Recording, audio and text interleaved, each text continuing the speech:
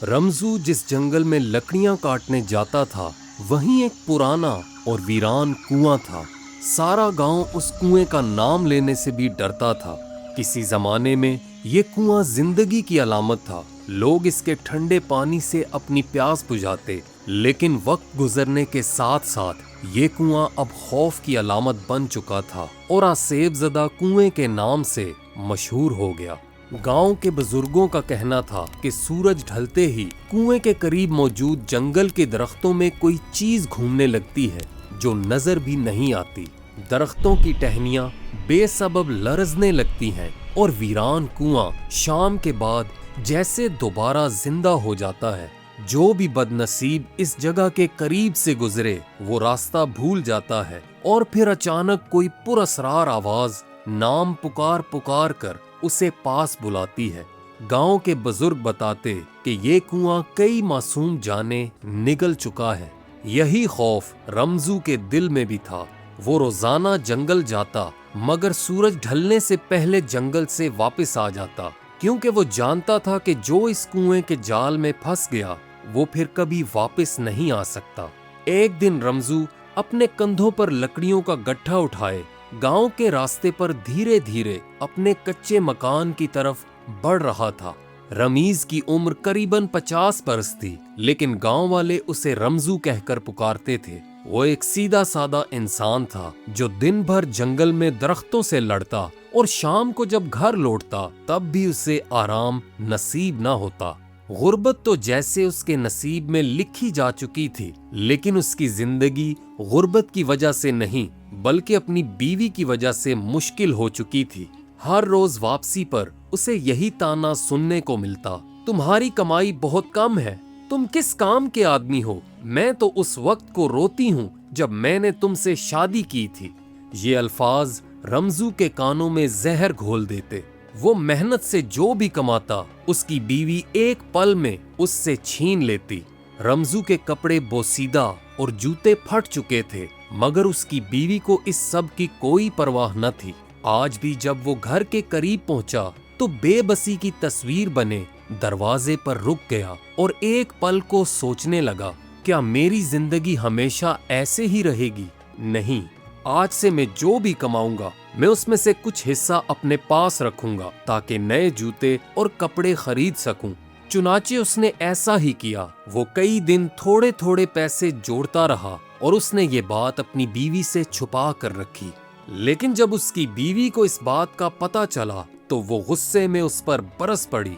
वो कहने लगी, फौरन ये रकम मेरे हवाले कर दो वरना तुम्हारा हाल बुरा कर दूंगी। रमजू जो बहुत सीधा साधा इंसान था, नरमी से कहने लगा, लेकिन मैंने ये रकम सिर्फ अपने कपड़े और जूते खरीदने के लिए रखी थी। मेरे कपड़े पुराने और बोसीदा हो चुके हैं और जूते भी फट चुके हैं, तुम इतना गुस्सा क्यों कर रही हो? बीवी ने झुंझला कर जवाब दिया, तुम्हारी इतनी जुर्रत कैसे हुई कि तुम मुझसे अपनी कमाई छुपा कर रखो? ये कहने के बाद वो उस पर झपट पड़ी। इसके बाद इतना हंगामा हुआ कि ये समझना मुश्किल था कि दोनों सलामत कैसे बच निकले। यही वो लम्हा था जब रमजू के सब्र का पैमाना लबरेज हो गया। उसने पहली बार सोचा कि अब वो मजीद इस जिल्लत को बर्दाश्त नहीं करेगा। शाम का वक्त था और अंधेरा छा चुका था। रमजू इसी गुस्से में जंगल के रास्ते पर चल निकला, मगर उसे अंदाजा न था कि शाम के वक्त जंगल की तरफ जाना उसकी जिंदगी को हमेशा के लिए बदल देगा। घर से निकलते वक्त उसने अपनी बीवी से सिर्फ इतना कहा कि वो उसके पीछे न आए, लेकिन अभी वो ज्यादा दूर नहीं गया था कि उसकी बीवी भी गधे पर सवार होकर उसके पीछे रवाना हुई। वो खुद से बड़बड़ाते हुए कह रही थी, जरूर इसने कुछ दौलत मुझसे छुपा रखी है, मैं भी इसका पीछा कभी नहीं छोड़ूंगी। जल्द ही रमजू को भी मालूम हो गया कि उसकी बीवी उसके पीछे आ रही है, मगर उसने अनजान बनने में ही बेहतरी जानी। जब वो जंगल में पहुंचा तो फौरन लकड़ियां काटना शुरू हो गया। उसकी बीवी उसे दूर से देखती रही, फिर बेचैनी से इधर उधर टहलने लगी, यहाँ तक कि वो उसी पुराने कुएं की तरफ जा पहुंची। वो उसमें झांक कर देखने ही वाली थी कि रमजू की ऊंची आवाज जंगल में गूंजने लगी, खबरदार, कुएं से दूर रहो, रुक जाओ, वापस आओ। لیکن بیوی نے اس کی بات پر کوئی دھیان نہ دیا، حالانکہ وہ رمزو کی آواز کو سن چکی تھی۔ اس نے ایک اور قدم آگے بڑھایا اور وہیں لڑکھڑانے لگی۔ اچانک دھوئیں نے کنویں کو اپنی لپیٹ میں لے لیا اور پلک جھپکتے ہی وہ کنویں کی تہہ میں جا پہنچی۔ ایسے لگا جیسے کسی اندیکھی طاقت نے اسے کنویں کے اندر کھینچ لیا ہو۔ رمزو چونکہ بیوی سے ناراض تھا اور کنویں سے بہت ڈرتا بھی تھا، لہٰذا اس نے فیصلہ کیا کہ اس کی بیوی اس قابل نہیں کہ اس کے لیے پریشان ہوا جائے۔ پھر وہ اپنے گدھے پر بیٹھا اور سیدھا گھر واپس چلا آیا۔ رات کے وقت جب رمزو گھر میں اکیلا تھا تو گھر کے دروازے پر دستک ہوئی۔ اسے کسی کے قدموں کی آہٹ سنائی دینے لگی۔ پھر اس کی بیوی کی آواز اس کے کانوں میں سرگوشیاں کرنے لگی۔ اس نے مڑ کر دیکھا، لیکن گھر میں اس کے علاوہ کوئی بھی موجود نہ تھا۔ اسے ایسا محسوس ہوا جیسے اس کی بیوی اسے کنویں پر مدد کے لیے بلا رہی ہو۔ اگلے ہی دن وہ دوبارہ جنگل میں گیا تو اس نے خود سے کہا، چلو دیکھتا ہوں اس بیچاری کا کیا ہوا۔ وہ ڈرتے ڈرتے کنویں کے کنارے پہنچا اور اندر جھانک کر دیکھنے لگا، مگر اسے اپنی بیوی کا کوئی نشان نہ ملا۔ اب اسے اپنے گزشتہ دن کے رویے پر افسوس ہونے لگا۔ اس نے سوچا کہ چاہے وہ جتنی بھی جھگڑالو ہو، آخر اس کی بیوی ہے۔ اب وہ پریشان تھا کہ اس کی بیوی کہاں گئی ہوگی۔ وہ یہی سوچ رہا تھا کہ اچانک کنویں سے عجیب و غریب آوازیں آنے لگیں۔ اسے کبھی اپنی بیوی کے چلانے کی آوازیں آتی اور کبھی کسی اور خوفناک مخلوق کے غرانے کی آوازیں۔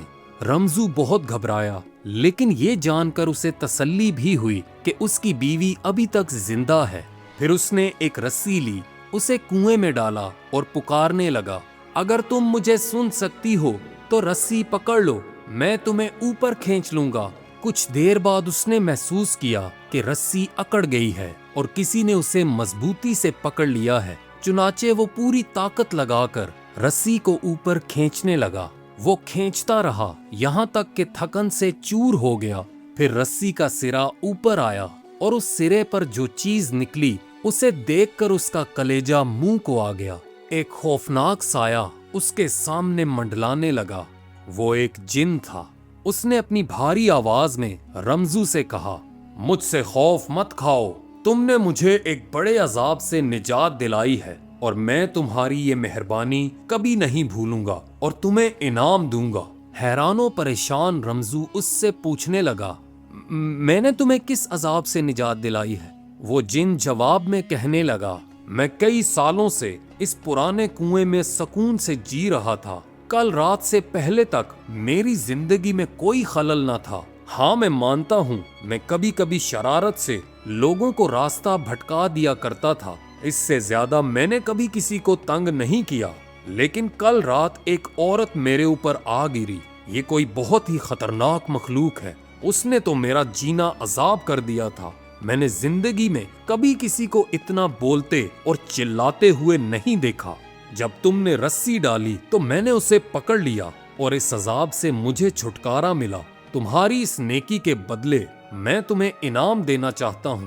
یہ کہنے کے بعد اس جن نے 3 پتے نکالے اور رمزو کو دیتے ہوئے کہنے لگا، میری بات غور سے سنو، اب میں یہاں سے جاؤں گا اور بادشاہ کی بیٹی کے جسم میں گھس جاؤں گا۔ اس کے بعد وہ شدید بیمار ہو جائے گی، طبیبوں اور عالموں کو بلایا جائے گا، مگر سب بے بس ہو جائیں گے۔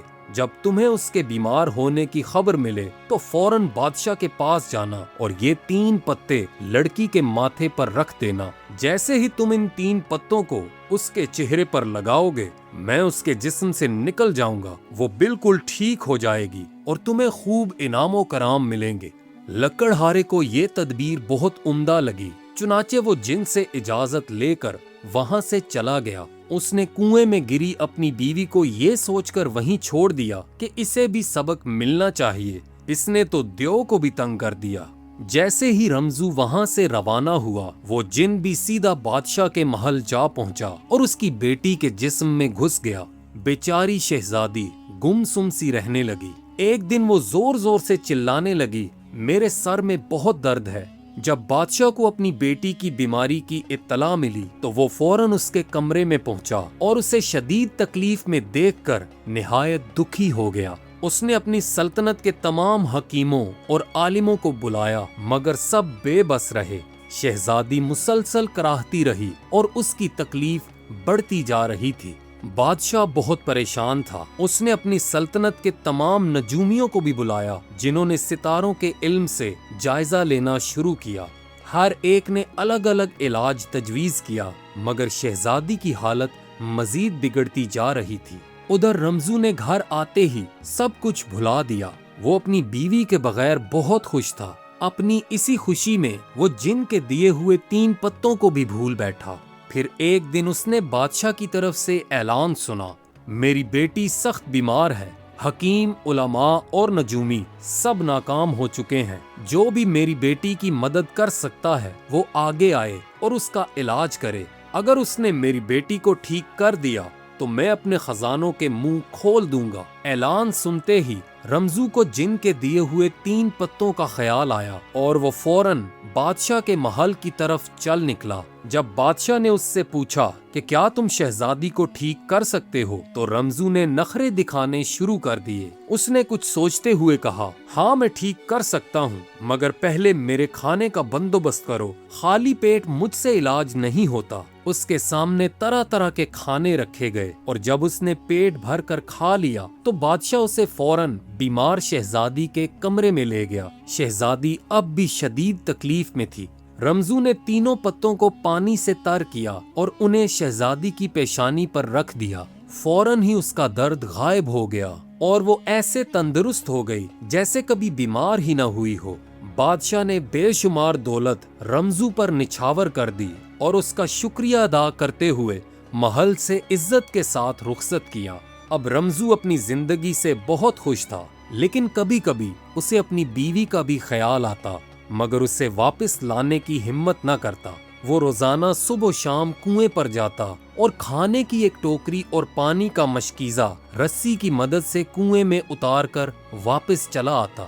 وقت اسی طرح گزرتا رہا۔ اچانک ایک دن رمزو نے بادشاہ کی طرف سے ایک اور اعلان سنا۔ وہ مایوس لہجے میں کہہ رہا تھا، پڑوسی سلطنت کا بادشاہ جو کہ میرا دوست بھی ہے، اس کی بیٹی بالکل ویسی ہی تکلیف میں مبتلا ہو چکی ہے جیسی تکلیف میری بیٹی نے کاٹی۔ کیا کوئی ایسا آدمی ہے جو میرے دوست کی بیٹی کا علاج کر سکے یا اس لکڑہارے کا پتہ بتا سکے جس نے میری بیٹی کو ٹھیک کیا تھا؟ رمزو نے بادشاہ کے اس اعلان پر کوئی توجہ نہ دی۔ وہ اپنی زندگی میں مگن تھا اور اسے مزید کسی انعام کا لالچ بھی نہ تھا۔ لیکن جب بادشاہ کے کارندے اس کے گھر تک آ پہنچے تو وہ انکار بھی نہ کر سکا، لہٰذا وہ پڑوسی سلطنت کے دربار کی طرف روانہ ہوا۔ جیسے ہی وہ دربار میں پہنچا اسے فوراً بیمار شہزادی کے پاس لے جایا گیا۔ رمزو سمجھ گیا کہ ایک بار پھر اس کا سامنا اسی کنویں کے جن سے ہے۔ اس نے وہ پتے نکالے اور شہزادی کے سر پر رکھنے لگا لیکن ایک اونچی آواز اس کے کانوں میں گونجی، رک جاؤ۔ پھر وہ جن انسان کا روپ دھار کر اس کے سامنے کھڑا ہو گیا اور کہنے لگا، تم نے پہلے مجھ پر احسان کیا تھا اور میں نے بھی بدلے میں تم کو انعام دلایا، مگر اب تم یہ نہیں کہہ سکتے کہ میں تمہارا مقروض ہوں۔ میں نے بادشاہ کی بیٹی تمہاری وجہ سے چھوڑ دی اور اپنے لیے ایک اور تلاش کر لی۔ کیا تم اب یہ بھی مجھ سے چھیننا چاہتے ہو؟ اگر تم نے ایسا کیا تو میں دونوں شہزادیوں کو غائب کر کے اپنے ساتھ لے جاؤں گا۔ یہ سن کر رمزو پریشان ہوا۔ پھر اس کے ذہن میں ایک ترکیب آئی اور کہنے لگا، میں یہاں شہزادی کے لیے نہیں آیا، یہ تو تمہاری ملکیت ہے، تمہارے مجھ پر بہت احسان ہے، اگر تم چاہو تو میری بیوی کو بھی اپنے ساتھ لے جاؤ۔ جن حیرت زدہ ہو کر رمزو سے پوچھنے لگا، پھر تم یہاں کیوں آئے ہو؟ رمزو افسردگی سے بولا، وہ عورت جو کنویں میں گری تھی وہی تو میری بیوی ہے، میں نے اس سے جان چھڑانے کے لیے اسے کنویں میں چھوڑ دیا تھا۔ یہ سن کر جن کے چہرے کا رنگ زرد پڑنے لگا اور پریشان ہو کر بولا، کیا وہ تمہاری بیوی ہے؟ کیا وہ اب بھی کنویں میں موجود ہے یا باہر آ گئی؟ رمزو کہنے لگا، ہاں وہ عورت جس نے ایک ہی دن میں تمہاری بھی ناک میں دم کر دیا تھا وہ میری ہی بیوی ہے۔ میں نے تو لاکھ کوشش کی کہ اس سے پیچھا چھڑا سکوں لیکن میں جہاں بھی جاتا ہوں وہ میرا پیچھا کرتی ہے۔ اب بھی وہ باہر دروازے کے پیچھے کھڑی ہے۔ یہ سنتے ہی جن گھبرایا۔ اس نے پہلے زمین کی طرف دیکھا، پھر آسمان کی طرف، پھر ایک زوردار چیخ ماری۔ وہ فوراً سلطان کی بیٹی کے جسم سے نکل گیا اور سچائی جانے بغیر وہاں سے غائب ہو گیا۔ یوں دونوں شہزادیاں صحت یاب ہو گئیں اور رمزو کو دونوں بادشاہوں کی طرف سے خوب انعام بھی ملا۔ وہ بڑی شان سے اپنے گھر میں واپس پہنچا، لیکن جب وہ رات کو اکیلا بیٹھا تھا تو اسے اپنی بیوی کا خیال آنے لگا۔ اس نے سوچا، میں تو ایک غریب سا آدمی تھا اور مجھے جو کچھ ملا در حقیقت میری بیوی ہی کی وجہ سے ملا ہے۔ وہ جیسی ہے اگر ویسی نہ ہوتی تو یہ دولت اور شان و شوکت کبھی میرے حصے میں نہ آتے۔ یہ سوچتے ہی اس نے اپنے گھوڑے نکالے اور جنگل کی طرف روانہ ہو گیا۔ وہاں پہنچ کر اس نے رسی کی مدد سے اپنی بیوی کو باہر نکالا اور دونوں گھر کی طرف بڑھنے لگے۔ رمزو کی بیوی بالکل خاموش اور گم سم تھی۔ رمزو نے سوچا کہ وہ بدل چکی ہے اور اب پہلے جیسی نہیں رہی، لیکن پھر جیسے ہی وہ گھر پہنچے، رمزو کی بیوی نے اسے برا بھلا کہنا شروع کر دیا۔ اتنے دن مجھے یہاں کنویں میں چھوڑ کر خود بادشاہ کے دربار میں موج مستی کرتے رہے۔ اس نے اگلے ہی دن رمزو کو کلہاڑا تھما کر واپس لکڑیاں کاٹنے بھیج دیا اور ساری دولت پر قبضہ جما لیا۔ لیکن حیرت کی بات یہ تھی کہ رمزو نے اس کی کسی بات کا برا نہ منایا، بلکہ خوشی خوشی اپنی بیوی کی باتوں کو ماننے لگا۔ چند ہی دن گزرے تھے کہ بیوی کا رویہ بھی تبدیل ہو گیا اور دونوں خوشی خوشی رہنے لگے۔ دوستوں، ہمیں عقل اور صبر کا دامن کبھی نہیں چھوڑنا چاہیے، خاص طور پر میاں بیوی کے رشتے میں۔ کبھی کبھی جو چیز ہماری زندگی میں سب سے بڑی مصیبت لگتی ہے، وہی چیز ہمارے لیے سب سے بڑی کامیابی کا سبب بن سکتی ہے۔